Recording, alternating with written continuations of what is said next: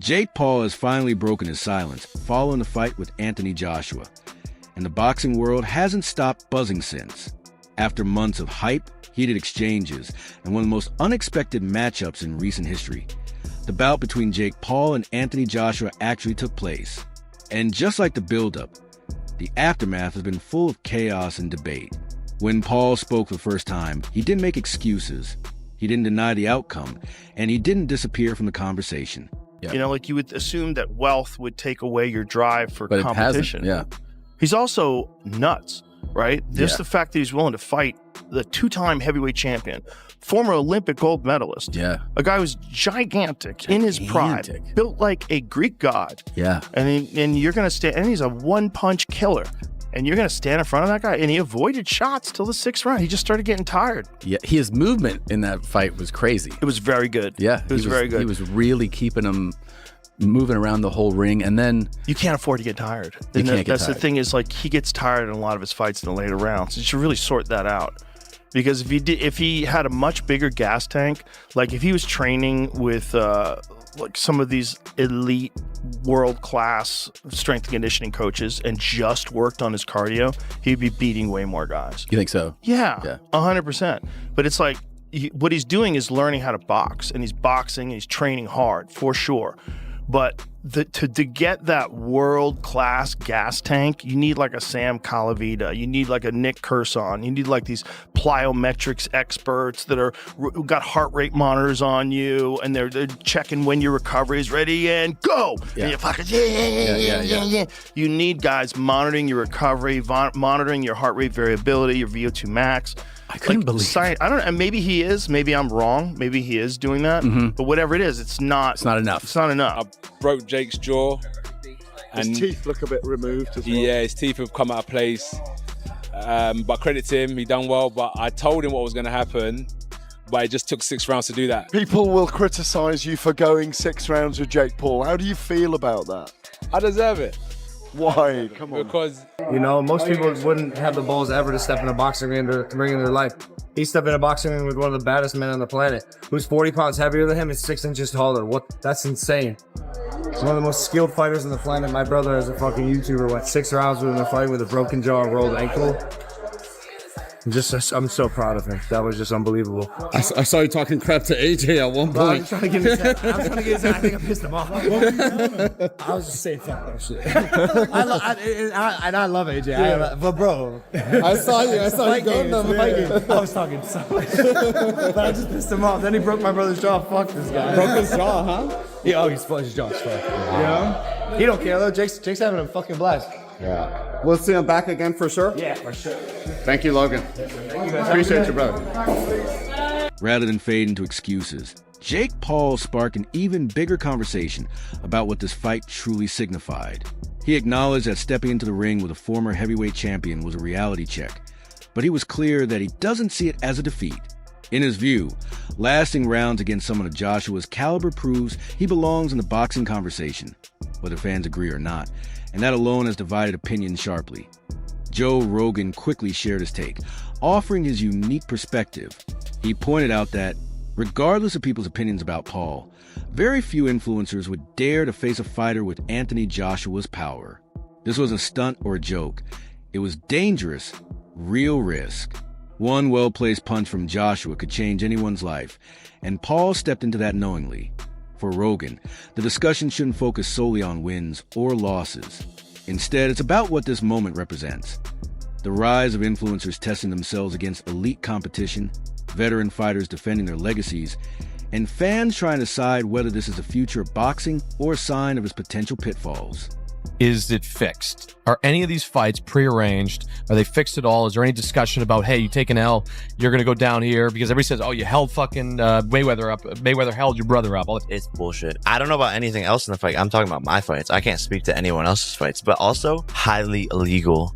Like you go to prison for the rest of your life type shit. Well, with the Ben Askren fight, you know, I actually believed you would have beaten Ben Askren. I just, like, he didn't look in shape or at all. But I feel like, in my opinion, it was kind of fixed on how early you knocked him out. Like, I don't know. That's just People think the Mike Tyson fight's rigged, and you think Anderson Silva's gonna lose. You think No. Woodley's gonna take a fall. You guys, you know these guys. Yeah, no, I didn't think Anderson would take a fall, but Yeah. I ain't gonna lie. I hate that you knocking out MMA fighters. And I understand that, but just say that. You don't gotta say like, "Oh, bro, he's on steroids." And Come on, it's a federal crime. It's illegal. Like, Hey, he made a good point. He said it is illegal to fix fights. It is. Because people be betting on that shit. And bro, people think I'm like a multi-billionaire. They think I'm a billionaire and like, oh, he paid somebody $40-50 million to take a fall like that, bro. I don't have that type of money laying around to throw at people. Hey, I'm sorry to have to ask you this, but I know you probably signed NDA, but blink twice if that Jake Paul fight was set up. Blink twice. I know you probably I don't never blink because I got these liberty eyes. I don't need much air, you know what I mean, to keep them open. A lot of people wonder that, but think about this. If I say, Rampage, I'm gonna pay you $2 million, right? That this dude beat you, what you gonna do? You gonna feel disrespected, number one. Yeah. Right, that ain't enough money. Yeah. But I got paid in the Jake fights. For me to do that, I gotta be willing to walk away for good, and it gotta set me up for a while, at least not for life, but something like 20-something million where I can invest it and fall off in the shade, because that's what you would have to do. Would I do something like that? You would have to know me to know I'm too solid of a guy to even have somebody walk to me and ask me. Yeah. What happened to me is what was going to happen to him had he dropped those hands. Before we fought, I said, hey, you can knock me out and I can knock you out, and I'm going to try to fuck you up tonight. Anthony Joshua, by contrast, emerged from the fight looking calm, composed, and precise. His response was measured, no gloating, no disrespect, just a quiet reminder that there are different levels to this sport. Analysts praise him for not chasing a flashy knockout, instead relying on fundamentals, controlling distance, timing his punches, and demonstrating why he remains one of the most dangerous heavyweights in the world. The real storm, however, came from the boxing community.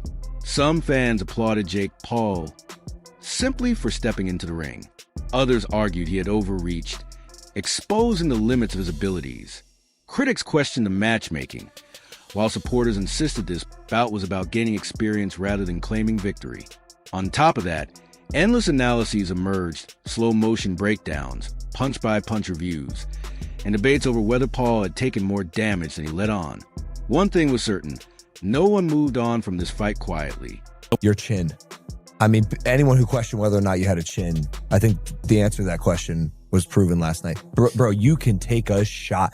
Anthony Joshua hits you with probably his hardest shot that we've seen drop every other single fighter that he's fought. Yeah. And he hit you in the face, and not only did you not get knocked out, you dropped and said, wow. I was like, wow, that was nice. I was on the ground. I was like, that was a good shot.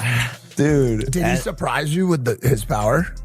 No, to be honest, no. But, I mean, he surprised my jaw. It's literally Off your snapped, face. bro. It's literally snapped. Dude, when completely snapped. After the fight, you were like, I think like one of my teeth is, and you open your mouth, and I was the first to see it. I went, oh, you broke your jaw, dude. On both sides, too. I really take my hat off. So, I mean, we have to see if it is a broken jaw. Those injuries are very difficult to come back from. But as AJ said, like that last shot would have knocked out a lot of heavyweights. And I know he went down heavy, but you know he was conscious on the floor. And I thought his game plan, although obviously very negative early on, which it had to be, was smart at times. And there were times where he held his feet and let his hands go. You know, it was a very one-sided fight. It was always going to be a one-sided fight. But you can't give him anything but credit and respect. There's a lot of negative people out there. There's a lot of people who want to criticize people. They're not doing what Jake Paul's done. He just went in with Anthony Joshua and gave it his best shot. Took a lot of punishment and ended the fight eventually on his feet after the stoppage. So, you know, I think he'll have to see physically how that jaw, I don't know the severity of it. It's a very difficult injury to come back from. But he showed he's got ability, and that's what we said. You know, he's dedicated to the game. So what's next for Jake Paul? His path forward is anything but simple. While this fight didn't end his boxing journey, it has certainly reshaped it. Conversations now revolve around jaw recovery, more strategic matchmaking, and bouts that build credibility rather than just create headlines. Paul has suggested that this setback or loss, depending on your perspective, has only made him hungrier. He insists he's learned, grown, and isn't finished proving himself in the sport. For Anthony Joshua, the fight was about staying active, keeping sharp, and maintaining his relevance. With major heavyweight matchups still on the horizon, this bout reminded everyone that when Joshua is at his best, very few fighters can contend with him. A reputation that endures. This wasn't just a fight in the ring. It was a meeting of different worlds, a challenge of pride, a gamble on legacy, and a moment that forced fans to face an uncomfortable reality. Combat sports are evolving, whether we like it or not. The bigger question now isn't if Jake Paul should step back into the ring. It's how he chooses to do it.